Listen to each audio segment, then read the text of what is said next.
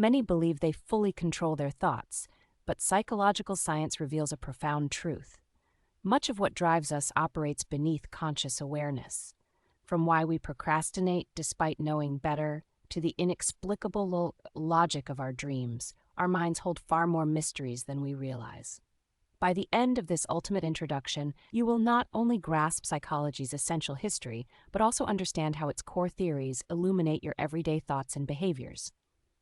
So, what exactly is psychology? At its core, psychology is the scientific study of mind and behavior, a vast and dynamic field that seeks to unravel the complexities of human experience. It's about understanding why we think, feel, and act the way we do, both as individuals and within the intricate tapestry of society. This video is the first step on an incredible journey to explore the human psyche, demystifying abstract concepts into relatable insights. Today, we'll trace psychology's surprising origins, meet its founding figures, and explore the foundational schools of thought that built this science. We'll examine how diverse global perspectives contributed to early psychological insights, breaking away from traditional Western-centric narratives. We'll even connect these historical debates to modern life, showing how ancient ideas still shape our understanding of ourselves and the world today. But before we dive into the complexities, let's simplify how this fascinating field came to be. While psychology as a formal science is relatively young, the human quest to understand the mind is ancient and global, predating any laboratory. Early philosophical texts from ancient Greece debated the nature of consciousness, while in ancient China, sophisticated psychological assessments were used to evaluate government officials over 2 millennia ago. In the Islamic Golden Age, visionary physicians like Al-Razi offered remarkably insightful descriptions and pioneering treatments for mental illness, establishing early psychiatric care within their hospitals. Yet, the true birth of experimental psychology is often credited to Wilhelm Wundt, who established the first psychology laboratory in Leipzig, Germany, in 1879. Wundt and his student Edward Titchener founded structuralism, aiming to break down mental processes into their most basic, fundamental components. Much like chemists analyze elements, they used a method called introspection, asking subjects to meticulously describe their inner sensations, images, and feelings in response to carefully controlled stimuli.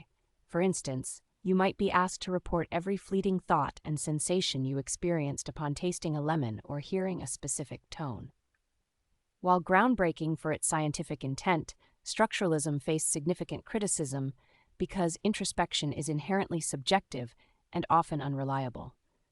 This made objective, replicable research challenging, underscoring the need for more robust scientific methodologies and paving the way for new perspectives.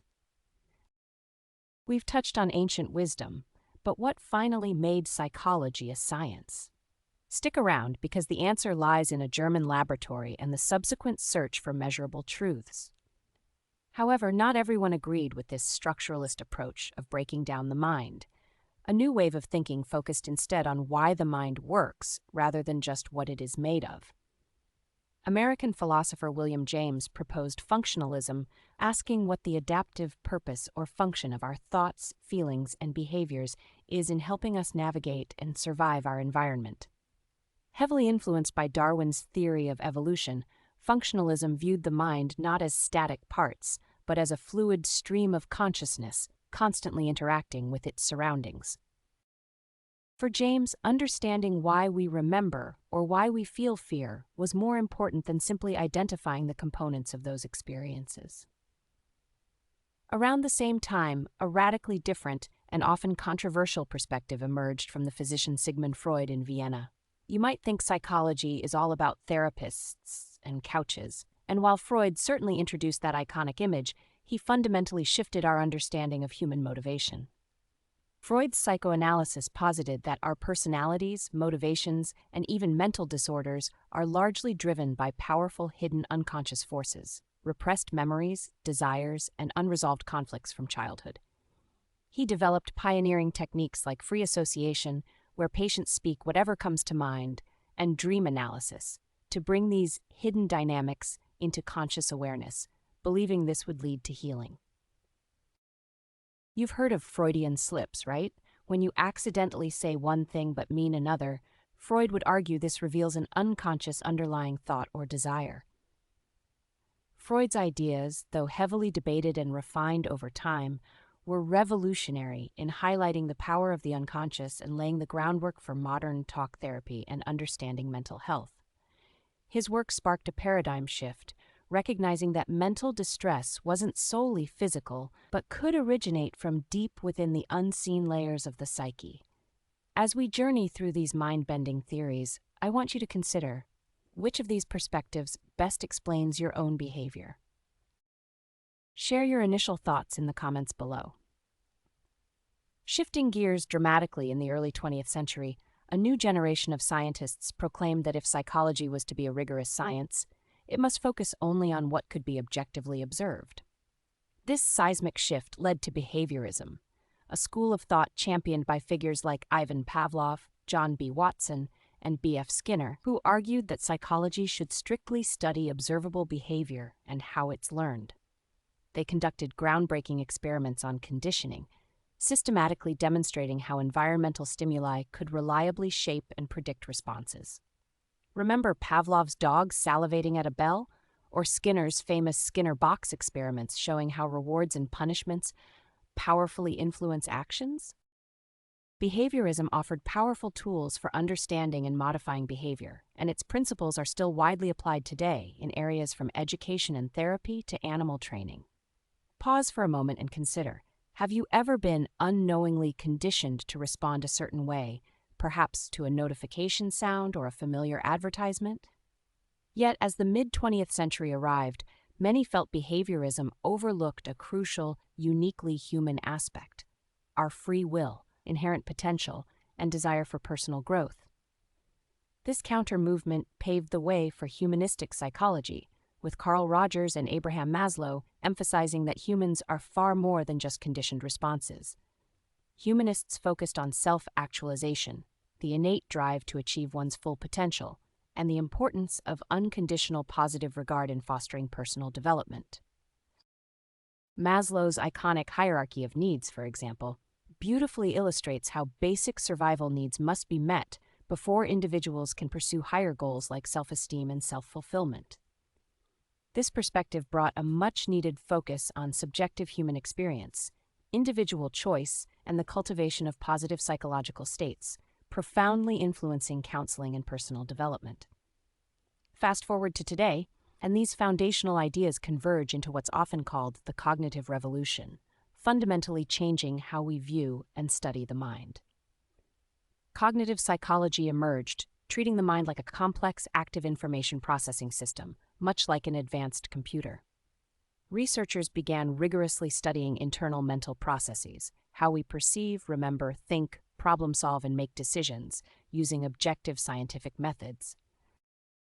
This field, coupled with rapid advancements in technology like brain imaging, allowed scientists to investigate mental activities once considered purely abstract or unobservable. Simultaneously, neuroscience and biopsychology exploded, revealing the intricate links between specific brain structures, neurochemicals, and our every thought, emotion, and behavior. We now understand that everything from our deepest fears to our most cherished memories has a tangible biological basis, influenced by the delicate, interconnected machinery of our brains. Furthermore, cross-cultural psychology gained crucial prominence, highlighting how cultural context profoundly shapes our thoughts, emotions, and behaviors in ways previously underestimated. What's one common belief about the mind that science might challenge? Share your thoughts below. These modern fields not only enhance our understanding and treatment of mental health conditions, but also inform everything from user interface design to strategies for combating online misinformation.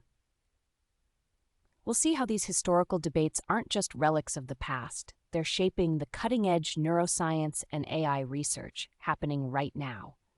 So, how do these intricate, sometimes abstract theories actually play out in our daily lives? Let's explore some concrete scenarios. Consider the pervasive power of behaviorism in modern marketing.